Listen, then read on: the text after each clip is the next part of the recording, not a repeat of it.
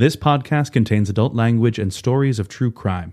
If you don't like laughing, crying, or being horrified at the actions of other humans, this podcast is not for you.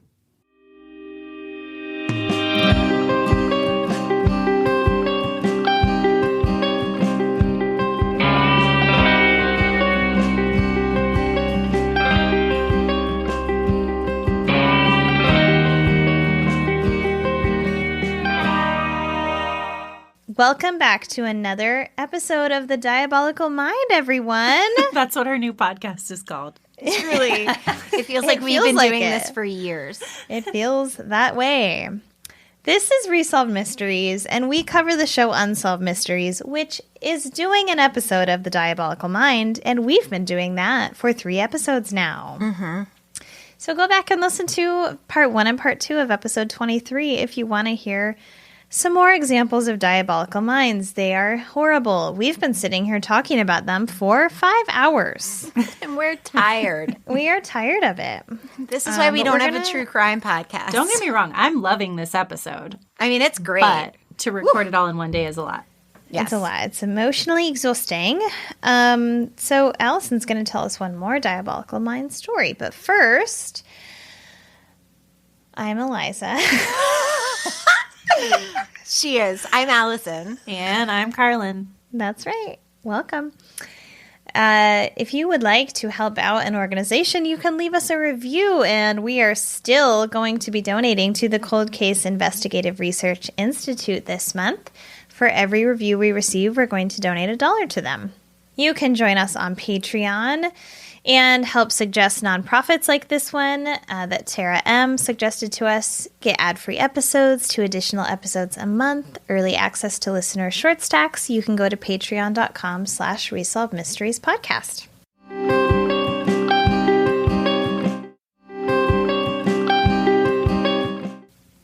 Okay, Allison, you're the final Diabolical. It'd be funny if we started saying it a different way after we've said it 8,000 times. You're the final Diablo. I am the final Diablo. Okay, so here we are. We are here, and we are covering the murder of Joann, Michelle, and Christy Rogers. So on May 26th, 1989, Joann Rogers and her daughters Michelle and Christy, Michelle was 17 and Christy was 14, left their farm in Wilshire, Ohio for a long-anticipated vacation in Florida. They visited the zoo in Jacksonville, and then they drove to the Kennedy Space Center, Disney World, and Epcot Center before arriving in Tampa on June 1st, 1989, which was a Thursday. Stack says that there, the Rogers' carefree vacation came to a sudden and horrifying end. Oh, terrible. In true Stack form. Mm-hmm. Hal Rogers, who is not introduced at all in the segment, he is Joann's husband, says that he knew that they were supposed to be back on a Saturday, a Sunday, maybe a Monday. But Tuesday morning, he got a little concerned about it, so he called Joann's mother, and Joann hadn't called her either. He says then he knew that something had happened because Joann wasn't the type that didn't call, and that's when he reported her and the girls missing. On the same day, Hal Rogers expected his family to return home. The bodies of 3 unidentified women floated to the surface of Tampa Bay. Each had been bound with tape, weighted with a cinder block and dumped into the bay, still alive. Additionally, all 3 had been sexually assaulted, and the victims were Joann, Michelle, and Christy Rogers.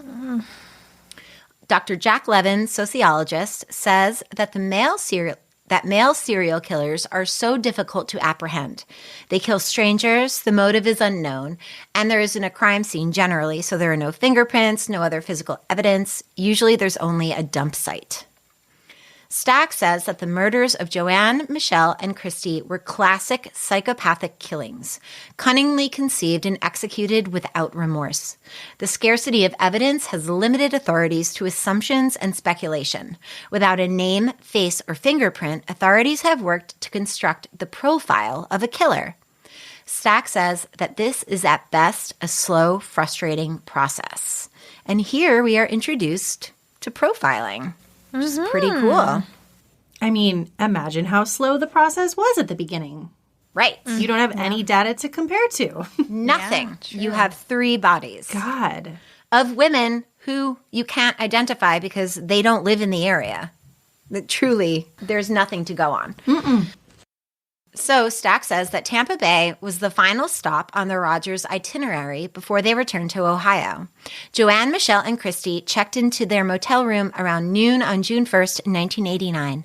Within hours, they met their killer. Special Agent Jaina Monroe, who I love, female FBI agent. Oh my gosh, I did love this segment for the. I wanted it to be What's Her Name from Yeah. the podcast that we listened to. Oh my god. Right? Yes, what is her name? I Yeah. can't remember, but I wanted it to be her. I was like, oh my God, I hope it's her. I love her. So Special Agent Jaina Monroe says that law enforcement believes that the women were victims of opportunity. She says that that means that he surveilled them. He knew that they were the ones that he wanted to approach. He had planned this, but it wasn't that much in advance. Stack says that the authorities believe that in order to bring Joanne and her daughters under his control, the killer first had to overcome their natural suspicions. Special Agent Monroe says that they feel that the offender presented himself in a very non-threatening manner, something where he made it enticing or inviting to them or struck up a conversation, and that his physical appearance was pleasing to look at, someone that they felt comfortable with. On June 8th, 1989, Joann Rogers' car was found at a boat ramp near their motel. Inside was a sinister hint that the women had been entrapped. I also hate that they keep saying women. Let's remember that Little 14, girls? 14 and 17, it's not being a woman. It's a woman with 2 girls, Children. 2 teenage children. Sergeant Glenn Moore of the St. Petersburg Police says that law enforcement found a note in the vehicle that indicated directions for Joanne and her daughters to go to the boat ramp and meet someone there with something that is blue/white. He says that would lead them to believe that they were there to meet a blue and white boat. Stack says that police are convinced that Joanne, Christy, and Michelle were lured to their deaths, probably by the promise of an innocent boat ride and probably by more than one assailant. Detective Cindra Cummings of the St. Petersburg Police Department says that they got on the boat with this person or these people and that the killer's plan was to make them feel safe. Cummings says that he knew what he was going to do to those victims before they ever got into that boat. Special Agent Moore says that they think a person like this will kill again and, in all probability, has killed before. They think that the killer was surprised that the bodies surfaced as quickly as they did. And in killings after this one, the killer will change his method and disposal of the bodies. Stack says the psychological profile of the killer has provided investigators some insights into the crime, but has failed to pinpoint a specific suspect. Police only have a few slim leads. A guest at the motel on the day of Rogers' death reported seeing a young, well-groomed white male loading a cooler into a white boat with a dark blue racing stripe. The boat was towed by a dark-colored Chevy Blazer or Ford Bronco.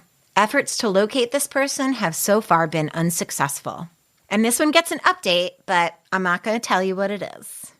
But I will tell you how they caught this dick bitch supreme, a man named Oba Chandler. Yes, I want to know. Oh, I will tell you.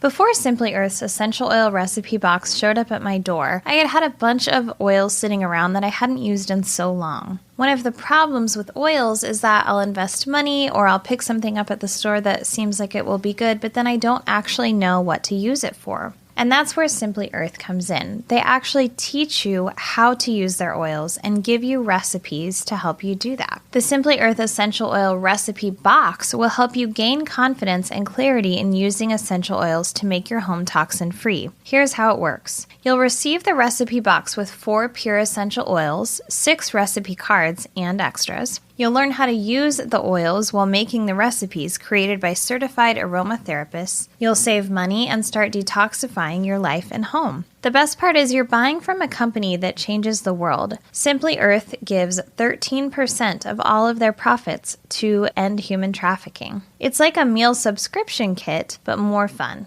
and less edible. The essential oils alone in this kit would cost over $100 from other companies, but with the Simply Earth Essential Oil Recipe Box, you get 4 oils, 6 recipes, and extras for only $39. And when you subscribe, you get a free big bonus box with even more natural goodies. But that's not all. Using essential oils to support your wellness doesn't have to be overwhelming. You can have fun making your home toxin-free with Simply Earth's Essential Oil Recipe Box, plus you'll get a free 80 milliliter essential oil diffuser when you subscribe using our URL, simplyearth.com/mysteries. That's simplyearth.com/mysteries. So a little backstory about the Rogers family. When Joan became pregnant with Michelle, she and her husband Hal were able to purchase his parents' 200-acre dairy farm. The farm was in Wilshire, Ohio, and Hal's brother John also lived on the property and helped them manage the farm. In March of 1988, John was arrested for raping a woman who was living with him at the time. The situation was bizarre. The woman had dated John, and after they broke up, became his roommate, which is never a good idea. No. One night, she was at home by herself, and a masked man broke into the home and raped her. Mm-hmm. She immediately knew that it was John, but he thought that if he wore a mask, that she wouldn't know it was him.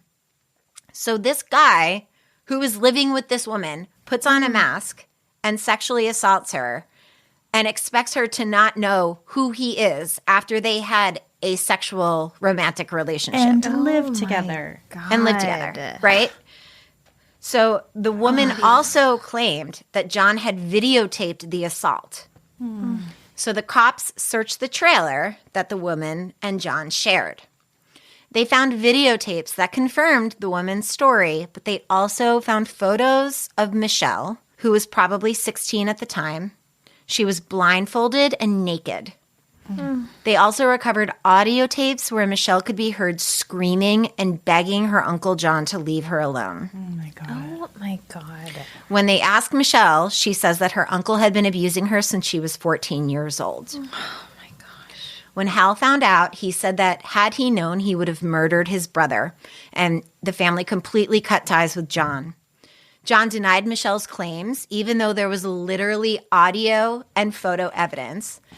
And John and Hal's mother, Irene, took John's side and called Michelle a liar. Oh, my God. Prosecutors asked Michelle to testify, but she said that she couldn't do it. She was too scared. However, the woman that John assaulted, his former girlfriend and roommate, testified against him, and John pled no contest and was sentenced to 7 to 25 years in prison. So all of this to say that poor Michelle and the Rogers family had already suffered a tremendous amount of trauma before all of this stuff happened in Florida. And it's so sad. So about a year later is when Joanne decided to take Michelle and Christy on vacation. It had been a terrible year. The family had to cut ties with their uncle, their grandmother, and Joanne thought it would be a nice break to take the girls to Florida and to Disney, all the parks, etc., go on a little road trip. So Hal couldn't go with them, which in the UM segment, I was like, why? Yeah, they say nothing about that. But it's a 200-acre dairy farm, so somebody had to stay behind and run it. On Friday, May 26th, 1989, the girls left Ohio and they drove to Florida. It took them about a day to get there. Like Zach said, they went to Disney, Epcot. They also went to SeaWorld, which I hope is not a place that's still open because it shouldn't be. It's like hard to say. It's like a nightmare for fish. It's terrible. Yeah. They also went to the Jacksonville Zoo, which all I picture is Tiger King. I don't know why. Sure. And then Joanne took the girls to the beach where the girls rode in a glass-bottom boat for the first time. Oh. So it was a dream vacay. It was the nicest thing. Okay, so from here on out, all the information I'm providing you comes from my podcast boyfriends, Justin and Aaron from Generation Y. And as soon as I saw this segment, I was like, oh, I know all about Oba Chandler. Oh. Because Justin and Aaron covered it a while back. I'm giving them full credit. They are providing you with this segment. And if you don't listen to Generation Y, you're missing out. Go listen to it. Stop listening to this podcast and go listen to them. Because I don't listen to it. What am I doing? I know. I've they're only listened to a little bit here and there. They're the best. They're just the best, and I love them so much. They've had Generation Y, I think, is like maybe 12 years old. Like they've been podcasting. I mean, they're just incredible. One of the OGs. Yes, 100. Okay, so on June 1st, Joanne and her daughters were headed to Tampa. But on the way there, Joanne got lost. Because that's obviously what used to happen when you didn't have a phone. We've recently discussed. Yeah. Right. But when you used to get lost, and I totally forgot about this until this segment, you would literally pull to the side of the road if you saw a person walking down this street. And you would ask that weird random person for directions to where you wanted to go. Yeah. And for some reason, you would just assume that that person knew. Yeah. Yeah. I remember my mom pulling to the side of the road and talking to total strangers, like rolling the window down and the guy leaning into the passenger side window, like all up in my space, and my mom being like, "Where are we?" Yeah. He could have lied at any point. People pulling over when I was like a preteen and being like, how do I get to such and such place? You're like, I don't know, Pepper Spray Lane. Get the fuck out of here. Yeah. Don't talk to me. I'm a kid. Come on. It's like that's just how we used to do things. So this man writes down directions on the back of a Tampa Bay travel brochure. Apparently the man is in his mid-40s with gray hair and he is attractive, which is my mom would also pull over only if the guy looked normal, which is great. So Joanne and the girls, she would be like, he looks normal, ask him. I'd be like, what? Okay. So Joanne and the girls arrive at the Days Inn around noon and they check in. At 12:37 p.m., Michelle calls her boyfriend from a gas station payphone next to the motel because it was his birthday. And then Joanne and her daughters go dark. So back then, if you were going to keep in touch with someone when you were on vacation, you would either have to send a postcard, dial 9 to get out of the room, and then pay crazy long-distance hotel fees, or you would call from a payphone.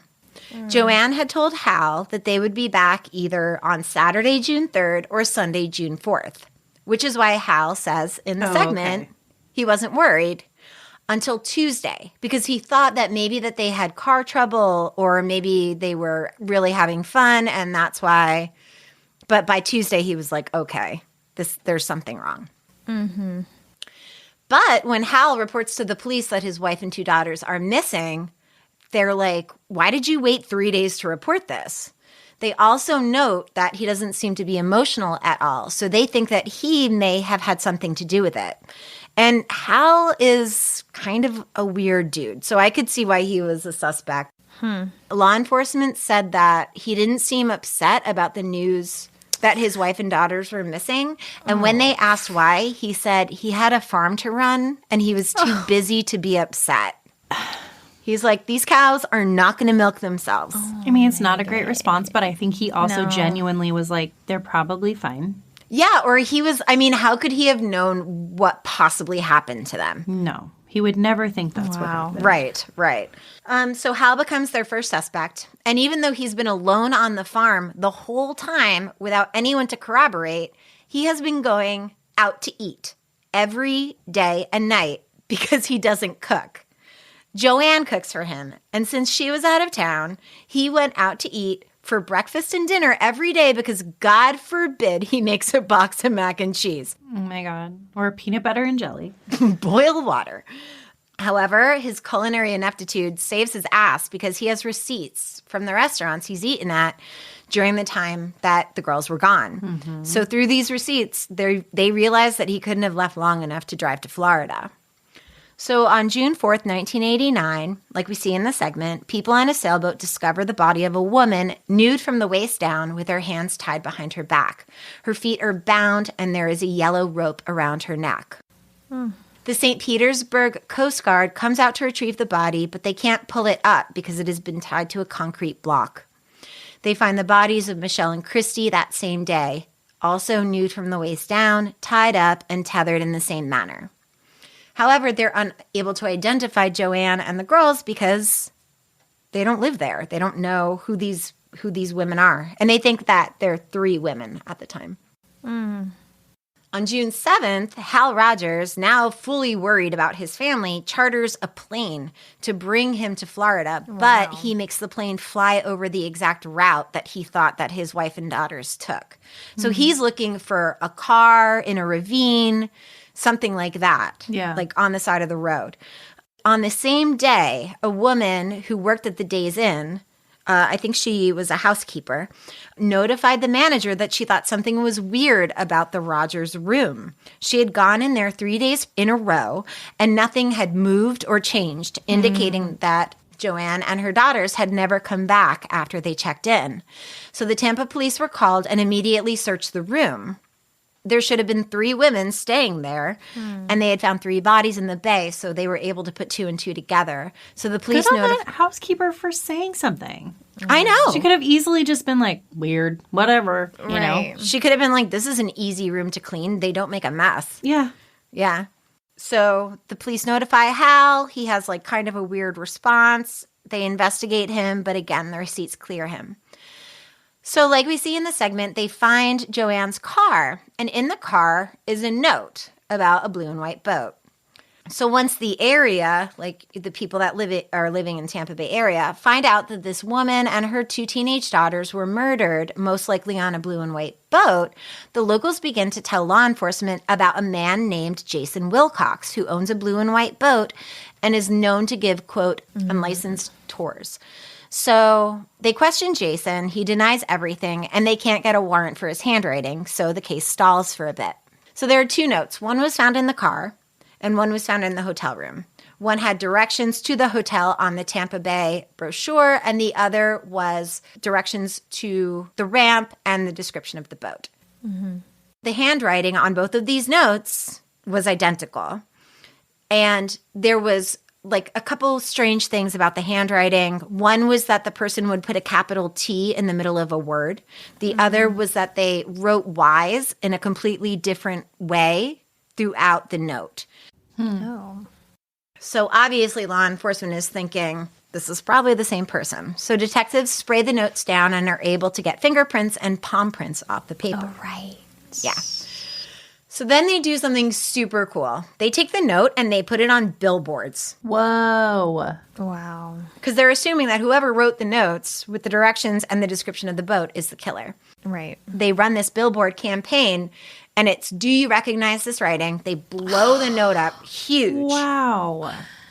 And, you know, this handwriting, like I said, is very specific. And super distinctive. So, as we'll see, anybody would recognize it.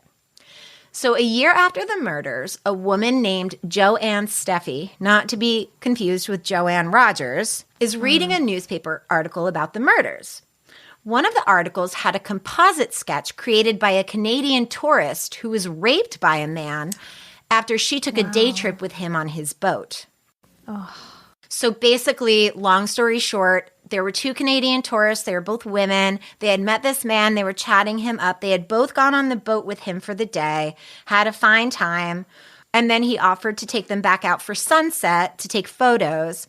The one woman said, no, I'm tired. I don't want to go. But since they had an okay time earlier in the day, this other woman was like, of course, yeah, I'll go. And this man raped her, vomited after he raped her, and then brought her close enough to shore that she could jump in and swim away to the shoreline. Oh, my God. What the hell? Right. So she goes to the police and she's able to create this composite sketch. So in the newspaper article is the composite sketch, and Steffi takes a look at the sketch and she thinks, God, this man looks familiar. And then she realized that it looked like one of her neighbors. He had moved to her neighborhood in 1988. So he was still her neighbor. Not at that point. Oh, okay. The neighborhood was close to the ramp where the Rogers were supposed to go. The man drove a Jeep Grand Cherokee, and he had a blue and white Bayliner boat, but he had recently gotten rid of it. And here's the best part. The man had done some work for her on her property, and she had an invoice from him. Oh, shit. Sounds like it's got some handwriting on it. Oh, baby, it's got some handwriting on it. Uh-huh. And are those Y's weird every time he writes? And those T's are capital in the middle of the word. Oh, shit. So now this murderer's handwriting is literally on billboards, and she realizes, oh, shit. This guy's handwriting matches. Oh, my God. Yes. So after seeing the handwriting, she calls the police. At that point, a detective named Sergeant Glenn Moore has taken over the case, and he gets the FBI involved. So they create a profile, like we saw in UM. Profile states that the man is charming and makes sure people are from out of town, so they might not be reported as quickly. And once the victims are on the boat, they're trapped. They believe that the man lives in Tampa Bay, and they believe that he has for sure done this before. So on May 14th, 1992, so we're in 92 now, Moore holds a press conference, and Joanne Steffi decides to contact the police again because she's like, dude, I already told you it's this guy, and no one had ever gotten back to her. But in their defense, law enforcement received 600 to 700 calls about the case initially, and then they ran the segment on UM, and thousands of tips came in. Wow. So they just weren't able to get around to talking to her. But she's like, fuck this, calls again, and she says, I think I know who did this. She's like, let me speak to the manager. I'm going to Karen this situation. She is so adamant that they bring her up the food chain, and finally she gets to talk to Glenn Moore. And she tells him that the man who did this is a man named Oba Chandler. She tells Glenn Moore that Oba Chandler drove a blue and white boat that disappeared right after the murders. She tells him that she has invoices with his weird handwriting with the specific Y's and capital T's. And Chandler also matches the composite sketch of the man who attacked the tourist in a similar manner. Moore finally listens to Steffi and looks into Oba Chandler. So Oba Chandler was born in 1946 in Ohio, the same state that the Rogers were from. So then investigators are like, he could have used this as an in with the Rogers girls and been like, oh my God, where are you from in Ohio? I'm from Ohio, blah, blah, blah. Oba had 8 children from 7 different women. Wow. Yeah, he got married in 1988, and in 1989, he bought that blue and white Bayliner, which he sold 3 months after the murders. The Canadian tourist that was sexually assaulted by the man who looked like Oba also said that he had a blue and white boat. She also said that the attacker drove a dark blue Jeep Cherokee. Guess what Oba had? The same. And after the UM segment aired in 1990, Oba and his family just up and left their house. They just left all the shit in their house. They just disappeared. And the house they moved into had been put in his daughter's name so that he couldn't be located. Sus. Wow. Sus. So they found Oba, and they took his prints, and guess what they found? On the brochure in Joanne's car that had directions to the Days Inn. Oba's palm print. Sloppy, sloppy, sloppy. Sloppy, sloppy, sloppy. So on September 17th, 1992, Moore and his team go to arrest Oba, but he takes off in his car, and they lose him. On September 24th, 1992, there was a call placed to the Chandler home from Georgia. So they were tapping Oba's wife's phone line. And it was Oba telling his wife that he was on his way home to Florida. The police apprehended him when he stopped at a gas station. So they arrest Oba, and they show him the palm print, and he's like, it wasn't me. He's like, full on Shaggy. Yeah, it wasn't me. It wasn't my palm print.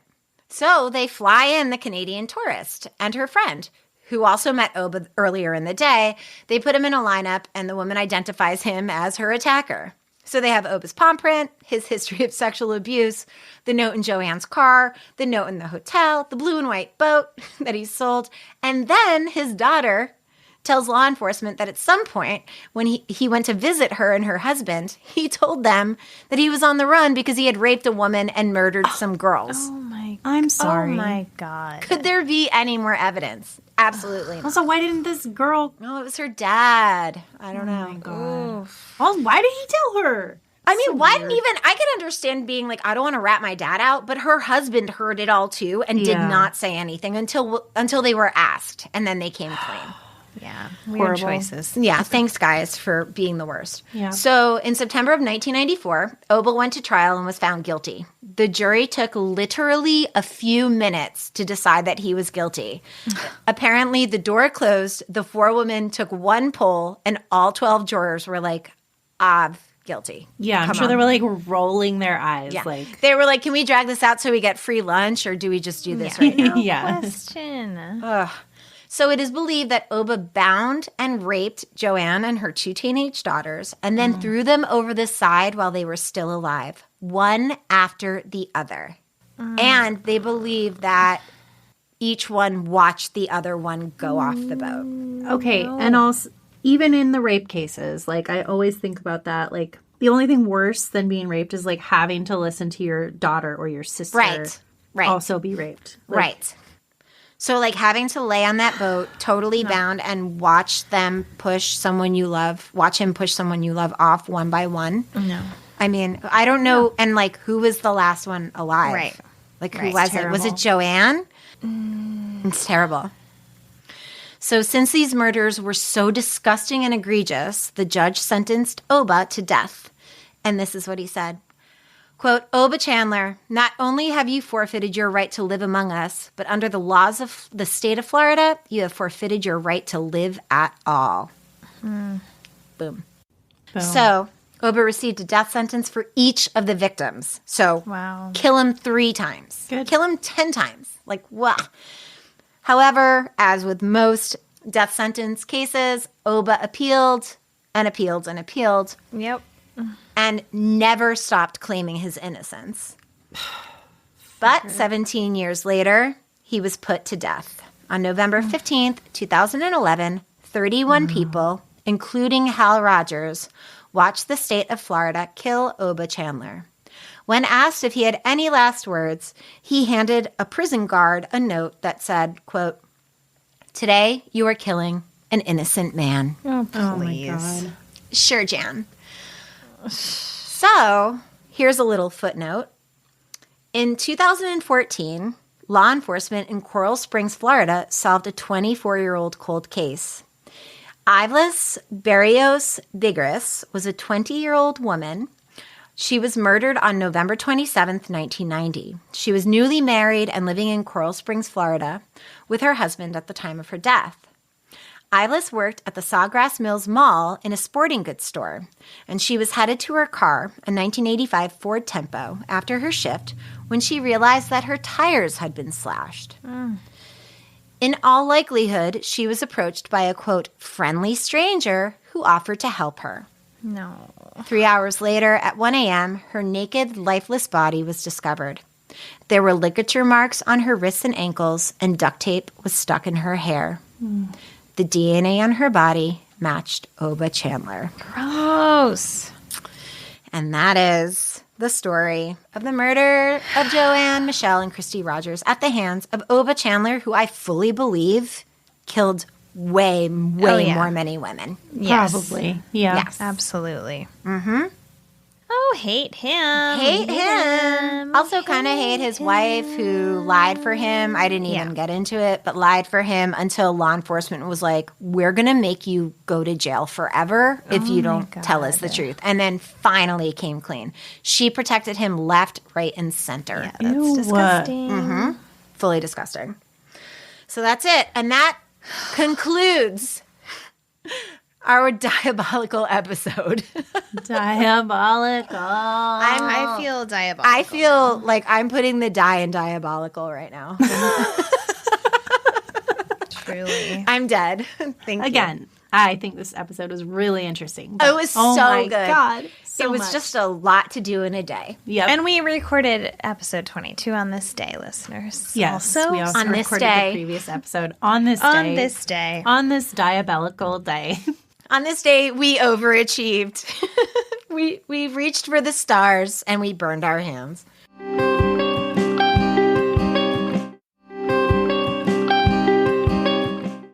Okay. Okay, well, if we can even feel anything anymore, I don't think we can. I don't know. Can we?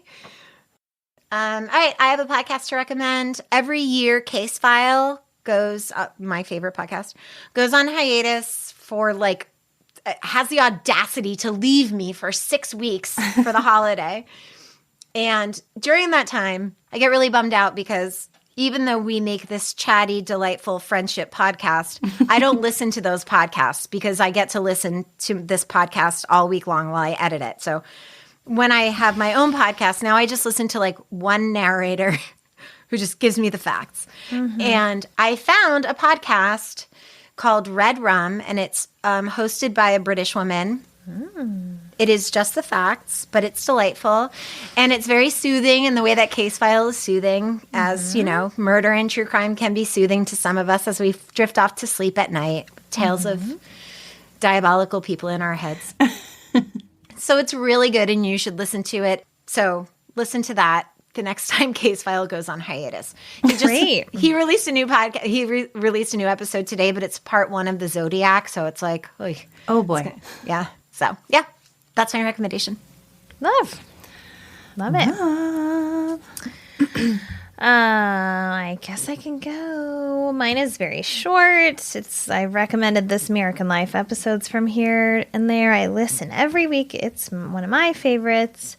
And a while ago, a couple years ago, Sarah Koenig had done an episode about a Benjamin Gilmer, who's a doctor who took over for another doctor, also named Dr. Gilmer, who had been convicted of murdering his father.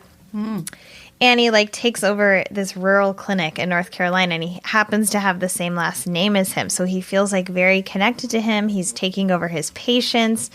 So he starts looking into why this guy, who apparently all the patients are he was amazing. I can't believe he would murder someone.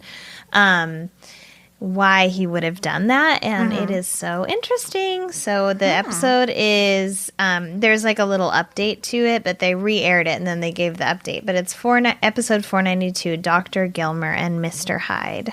Wow. And it just was released January 16th, which will be a while from now, but you can still find it easily, and it's so good. Okay. Mm-hmm. Very, very good. God, I always forget. This American Life was my first podcast ever, and I always forget about it. That and Radio Lab is usually everyone's first podcast. Also, did you see that Jad Abumrad is leaving Radio Lab? Oh, wow. Why? This is also going to be old news. He's just moving on. He's done it for literally 20 years. Mm-hmm. Yes. Yeah. Wow. Okay, mine is, we've been watching The Beatles Get Back, which is the documentary on Disney Plus. I am obsessed with it. So it's 3 episodes. Each episode is between 2 and 3 hours. So we've been kind of watching a chunk here and a chunk there. So we still have a little bit left of the last episode. But it is just so incredible. And it is, okay, if you don't know, it's someone was making a documentary in 1970 about the Beatles creating Let It Be. So they have hours and hours and hours of studio footage of them writing these songs. Literally, you see the songs be born in this documentary, and it is incredible. Oh, my God. And I just love, it's really good quality. The editing is fantastic. And it's just so cool to, see them be people and, see what was starting to happen at that time. And Jamie was sometimes it's just the most inane talk, and then other times it's so brilliant, and he's it's crazy. He just finished it, I think, the night before last. Yeah, we're almost done with it, and I don't want it to be over. Exactly like Jamie said, sometimes one of my favorite things is seeing how silly John Lennon is being sometimes. And then, sometimes they're talking about a really fucking serious social issue. And just the musical genius that's happening in front of your face. It's crazy. Cool. Yeah. Ah, cool. Can't recommend enough. I gotta watch. Yeah, I'm going to be sad when it's over. It's so good. Sounds good. I need to watch. All right. Does somebody want to read a review? So this one says, love this podcast. Very enjoyable podcast. I loved UM as a kid, and I enjoy the honest and funny review of each episode, as well as any updates the hosts can find. They have a camaraderie and a point of view, a personal style that some people seem not to care for, but which I find enjoyable. Okay, That's why I included it. I don't know what you mean. 1-star reviews. Thanks, That Paige. was written by Paige CS. Thanks, Paige. Am I going to go? Okay. This person says, great job, honeys. This show used to creep me out when I was growing up. It's interesting rewatching them as an adult and hearing the updates you ladies provide. Thanks for your great work. And MTZ423 via Apple Podcasts. Thank you so much. Thank you. Wow. Okay, we All did right. it. We did We it, did y'all. it. I'm so proud of us. Diabolical. We done got Diabolical. diabolical. Okay, so before we go, let's tell you what we're going to cover next episode. Oh my gosh. Oh, God. Yeah. Okay. There's another episode after this. So I have the first segment, and it's a SciMed segment, and it's about the Santos family. Yep. So we're going to see what that's about. Yep. And then we have an unexplained death about Kathy Bonderson. And then in part 2, I have a robbery of the Vallejo armored car murders. And then I wrap it up with an amnesia segment about Sarah De Janeiro. All right, guys. Goodbye. I think that's it. We've had enough. We're good. This is enough of this. We love you. We love you so. Goodbye. Bye. To see photos we reference in the episode, follow us on Instagram at Resolve Mysteries Podcast and on Facebook and Twitter at Resolve the Pod. You can contact us at resolvemysteriespodcast.com, resolvemysteriespodcast@gmail.com, or at our P.O. Box, 14005, Portland, Oregon, 97293. Subscribe wherever you get your podcasts. If you like us, leave a 5-star review and tell a friend, or tell 2, or tell 3. Don't forget, for every review we receive, we donate $1 to a different nonprofit.